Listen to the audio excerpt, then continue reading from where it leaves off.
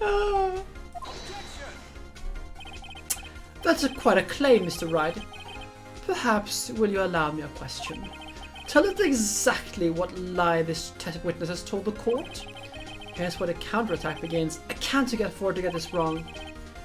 The witness lied about... So what do you think she lied about?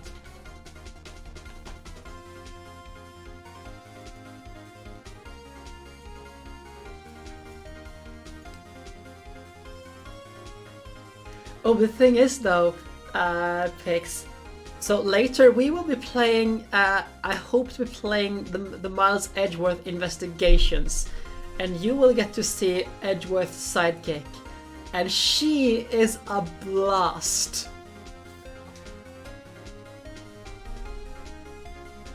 Edgeworth's sidekick is a blast to behold, which is why I'm so annoyed that the second game was never translated, if I recall correctly, because I want to play the second game in the series. Anyway, she lied about where she saw it. Miss Sky tried to use the emergency phone, but it was out of order. What is significant about this fact? Nothing. Therefore, it will be pointless for Miss Starr to lie about it. Pointless to lie, I see. But say the witness did actually see Miss Sky using the emergency phone. That would mean Miss Starr witnessed the crime from a different location. A different location? Now that is a pointless lie if I ever heard one. Before you call my lie pointless, at least let me tell it. Let me ask a question to a clever wordsmith, Mr. Wright. Just where was the witness when she saw the crime? Alright. All the testimony we've heard until now points in this one direction.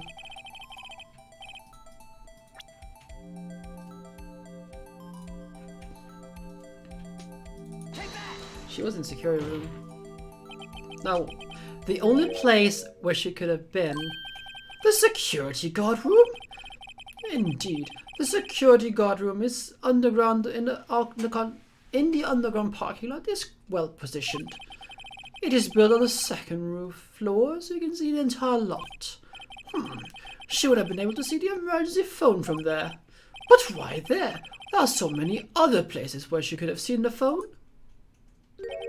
Not in this case, Your Honor. The witness, not being part of the prosecutor's office, couldn't park in A block. It is the only place where she could have seen the crime, and the back of the partition is here. I remember in your testimony you said you brought lunch to your boyfriend in the security guard room. Yes? Well, Miss Starr? How many years have been getting the better of men? To think that the tables could be turned. Today, a man has gotten the better of Angel Starr. Order! Order! Witness! What have you done? You used to be a detective. You should know better. I'm not turning back. The guilty will be punished. And I'll do what I must to make sure justice prevails. The guilty? Is she talking about Miss Sky? Mr. Wright? Doesn't this strike you as odd? Why did Miss Starr lie? It doesn't make sense. Huh? She could have just said she saw the crime from the security guard station. It wouldn't change anything. Exactly. This photograph tells all. It was the defendant who stabbed the victim. That truth still stands. It still stands? I disagree, Mr. Edgeworth. What? If a witness is found lying, they're guilty of perjury. She knows this. She wouldn't risk that without a good reason. So tell us what has her reason, Mr. Wright. Huh? Me? Who else? Mr. Wright, let's review what we know. Miss Starr witnessed the crime from the security guard station. She lied and said she saw it from B block. It must make a vital difference, but what? What would change?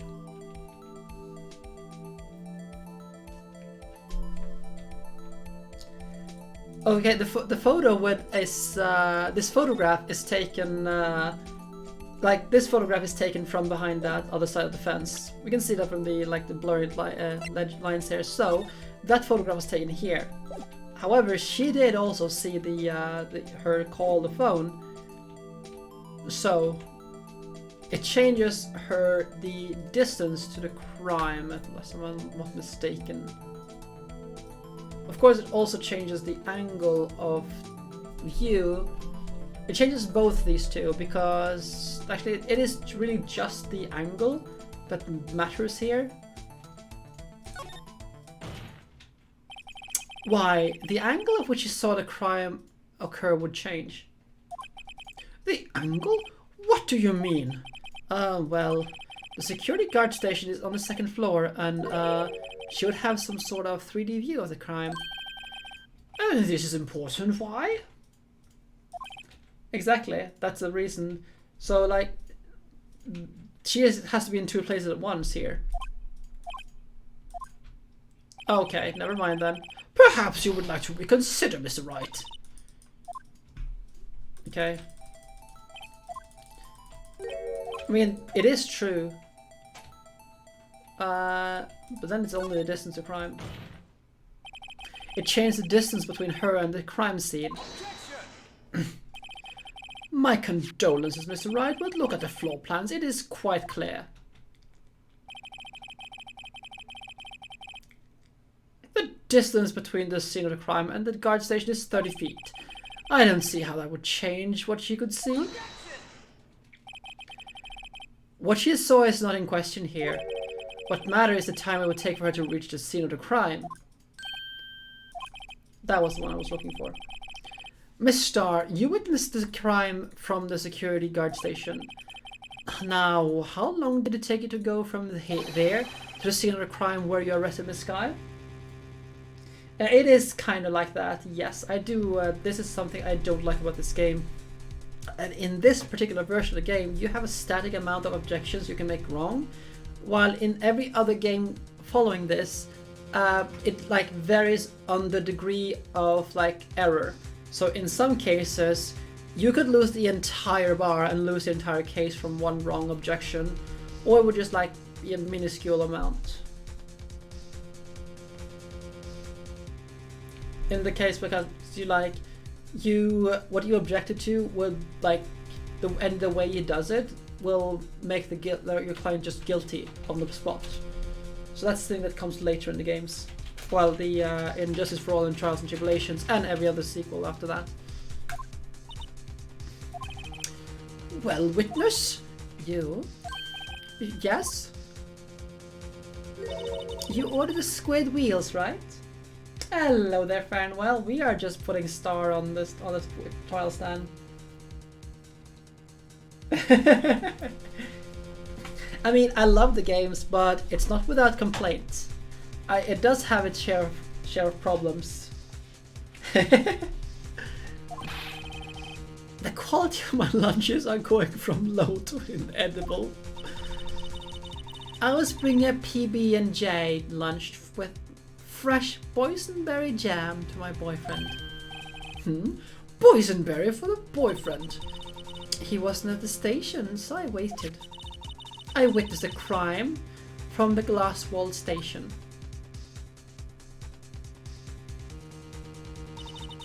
And before I knew what I was doing, I found myself running towards the scene. But the door was locked. I couldn't open it.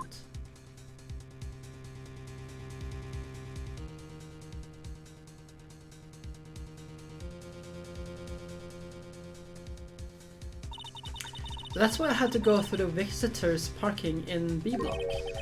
That's quite the detour. It probably took me at least 5 minutes to get to the scene of the crime. For 5 minutes? This changes things considerably. But it was that woman over there in the defendant's chair who stabbed him. I know it. I have photographic evidence. I swear it. I swear on my finest plastic spork. You have a point, and a spork is a wonderful invention. Would you like another caviar lunch? Absolutely. Uh-oh. Mr. Wright, we have to do something. Do I have any evidence to stop this?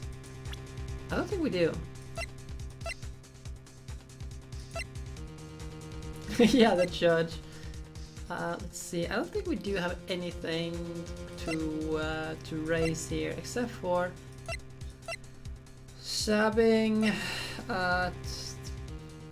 She saw the stabbing. Took 5 minutes. When was she apprehended?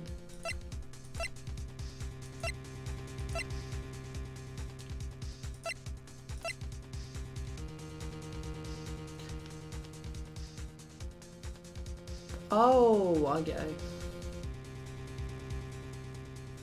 Ah, okay. So diligent working out. Oh. Wait, he does? Oh gods. I need to look at this. I need to look back at this. I don't think we have any evidence to stop this particular this line of play. So let's sit back and observe. I think I need more evidence before I go sticking my spork in this mess. Oh, caviar!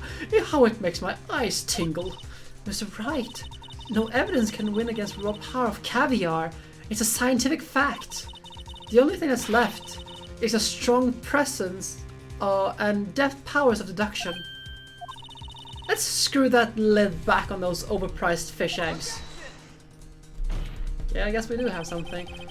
5 minutes between witnessing the murder and the arrest? Think about it. You could have made a pasta in that amount of time. If you like it al dente. Actually, you can make a lot more. Like, you don't need al dente. I mean, my pasta cooks in like a minute. I cook my pasta in a minute.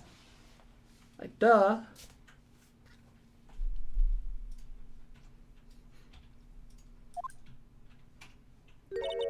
I got lunch boxes that type pasta into nuts, rookie.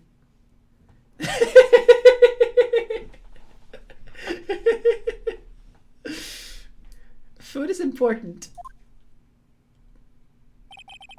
A 5-minute blank? Isn't that strange? Strange? If you were a criminal, what would you do with 5 minutes, Your Honor? Well, I typically make fresh pasta. That's the thing, because I keep fresh pasta in my freezer, which I like homemade fresh pasta. So I just toss that in the pot, and it's done in like a minute.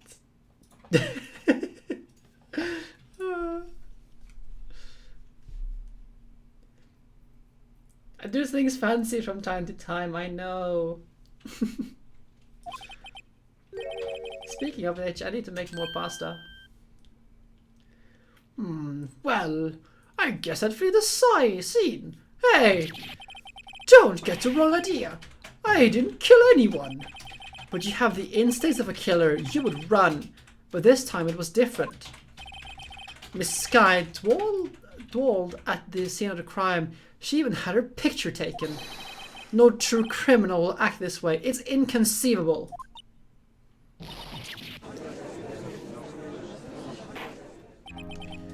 Well then, it seems we have come to the end of this testimony. The witness has a grudge against the defendant and a blank in her testimony. Mr. Edgeworth, is your next witness ready to go? Unfortunately, I appear to have overestimated this witness on account of her professional history. We did it! We screwed that can shut, Mr. Wright. That was too close. I'm afraid that the cover-up queen has been dethroned. And with that, court is adjourned.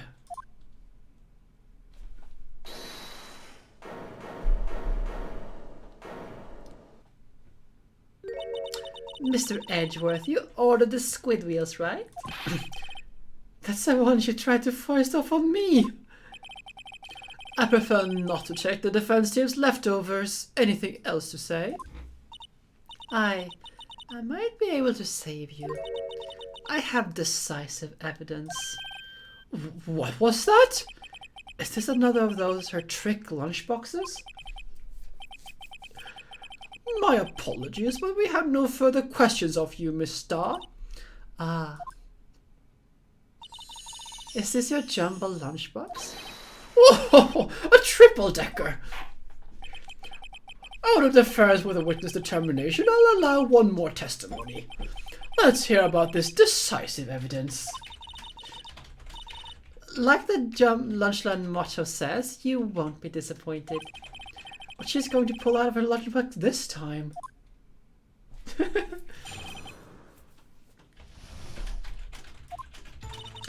I should have mentioned that those 5 minutes when I wasn't looking at the crime scene, and now? The matter of the victim's shoe. Did I not bring this up? 2 types of blood were found on his shoe. One was of course the victim's, and the other blood type matched that of the defendant, Miss Lana Skye. This shoe proves it. It is flawless, decisive evidence. What? There was blood found on that shoe? Try Lunchland for all your lunch and decisive evidence needs. Witness, what is the meaning of this? Why is this the first time I've heard of this evidence? Simple, as I've already said. I don't trust you with evidence, Mr. Edgeworth. That is why I took the liberty of investigating this myself. And you had blood tests performed. Didn't I mention? I have 3 boyfriends in forensics. In any case, Your Honor, I can't accept this as evidence. What? You must know the 2 rules of evidence law. Rule number 1.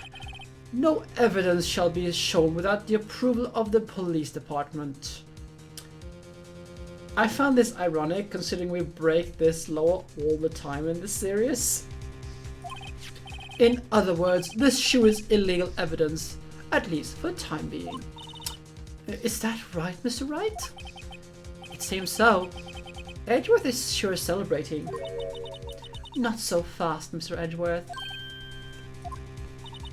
Don't forget, I used to be a detective. As I mentioned previously, this shoe has already been tested by a member of the forensics department. As you can see, it was approved by the police department as of today. Even the general public can produce official evidence, Mr. Edgeworth. Is that right, Mr. Wright? It seems so. Edgeworth is looking pretty sullen. You could at least study some evidence law, really. The prosecution's complaints notwithstanding, it appears that this evidence satisfies the first rule of evidence law. However, it seems that you have let another count against you, witness. Anything to ensure that the guilty are properly judged. Very well, Mr. Wright, you may cross-examine the witness.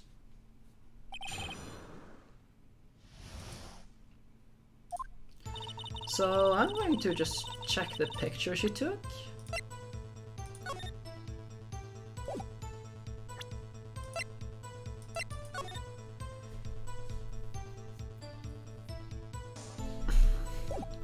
Black shoes. Yes, black shoes, but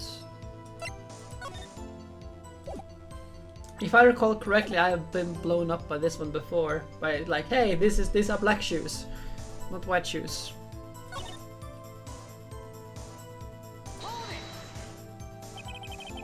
And you found this shoe at the scene of the crime? I detained the chief prosecutor and notified the police department. I wanted to make myself as useful while I was waiting for the police to arrive. So, like an ill-trained pooch, you snuck off with the shoe. I was afraid someone would erase the chief prosecutor's crime. This shoe was my secret weapon if it should happen. See this fashionable basket I have over here? It carries more than lunch boxes, gentlemen. I'm happy for you and your lunchbox bags, really. In any case, you removed valuable evidence from the scene of the crime. Now tell us what you did next.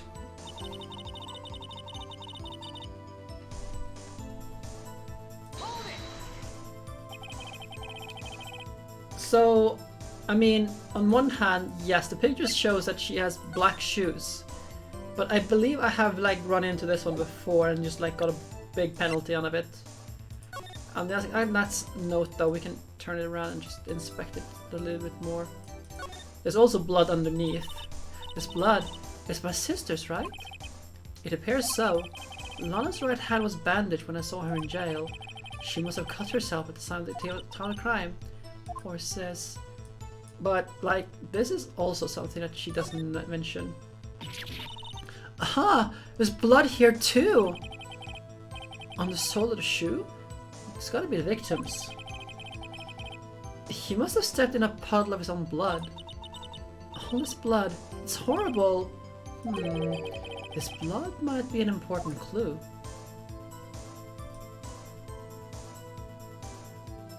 So,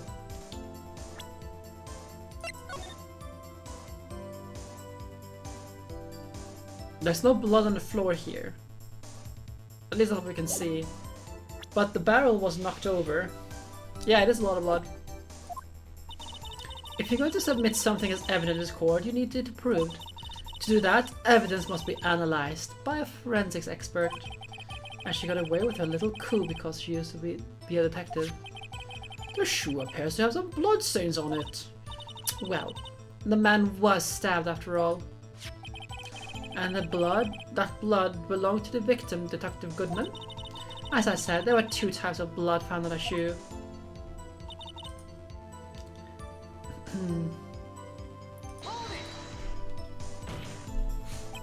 You can't say for sure the blood belonged to the defendant was the blood test. Ugh. You claim to know something about blood tests, rookie. Huh? Well, speak up. Oh well. Blood comes in 4 types, A, B, O, and AB.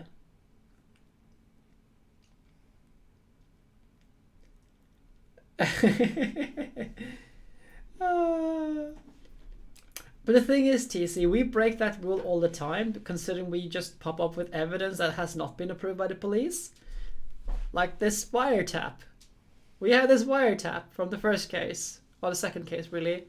It's like, yeah, police didn't know about this one. So, we just grab evidence out of our ass so often here. Okay, like that.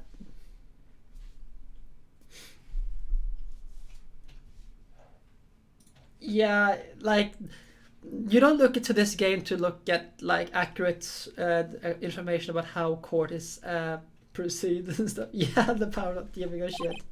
However, you can't tell from blood test. Oh god, it's Phoenix. You can't tell from a blood test whether a murder was committed in cold blood. That's just a figure of speech, Mr. Wright. Actually, we can differentiate between millions of type with all the blood tests out there, which means we can more than or less narrow any sample of blood just to down to one person.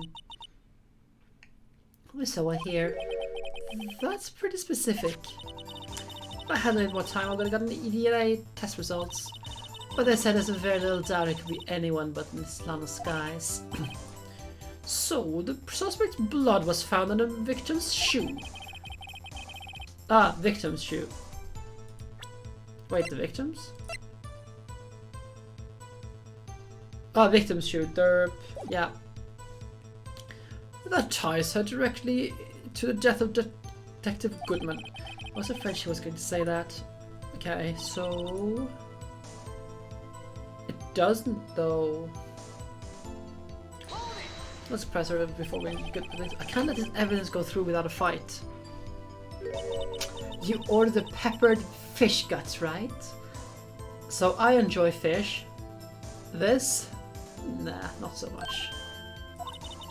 Some like it hot, Mr. Wright. Some, like your client, she's enough hot water to make a whole vat of soup. Mr. Wright, do you or don't you have a problem with this shoe? A problem? This is critical. Is there a problem with the victim's shoe? There is a problem. If I'm not imagining things, I'd say there's one critical problem with this evidence. A clear contradiction. That gleam in your eyes. You're still young, rookie. I'll give you a peppered fish guts now. But you couldn't take the heat, could you? I've never tried sheep guts. I mean, I do enjoy liver. Like liver of like cow and sheep. No, cow and pig. I've never tried liver from sheep. And I haven't tried chicken yet, but I do want to. Liver is tasty when properly prepared. Let's hear what Mr. Wright has to say. What is this contradiction about the victim's shoe? Show us a problem with this evidence. Well, it's gonna be this one.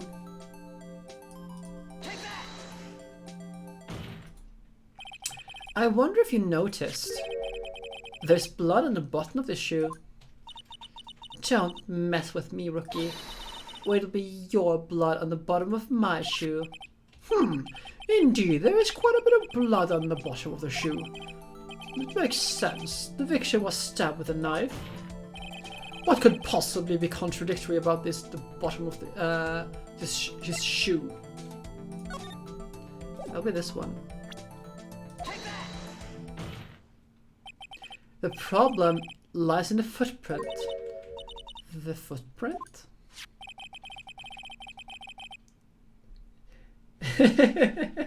At least for the time being, pigs. Note that the bottom of the victim's shoe is covered in blood. Then, is this sort of strange? Why weren't there any bloody footprints found by the scene of the crime? Aha! As you can see, there was no trace of any such footprints at the scene of the crime. That contradicts your claim about this shoe. This picture only shows part of the floor, so there could have been bloody footprints. Then where are they, Mr. Edgeworth? Because we checked at the scene of the crime and found nothing of the sort. Order! Order! Order! Well, witness? What? Huh? Great going, Mr. Wright, but it's true the lack of footprint is a contradiction.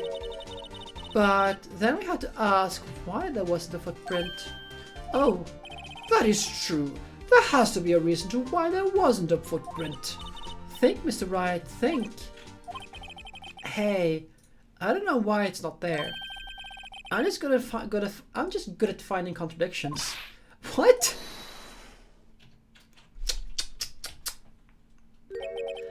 I see. Now I get it. Get what? Our witness is more devious than I gave her credit for. We were hoodwinked into the very end. But she slipped. There is one vital hint of truth in her testimony. What are you talking about?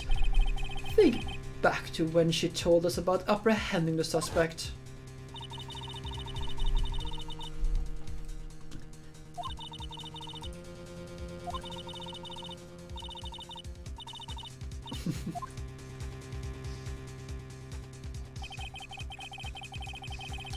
I thought that was a strange thing to ask for the normally cool-headed chief to do.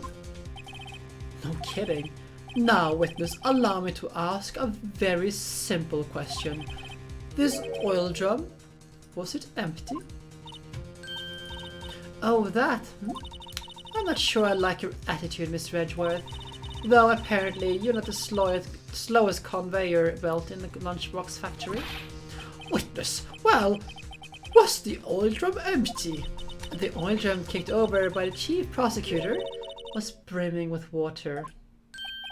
Water? What does that mean? Still don't get it, Mr. Wright. Do you want to know the reason she knocked it over? The real reason? Aha! You don't mean... Yes, the suspect knocked over that oil drum for one reason and one reason alone. To erase the bloodstains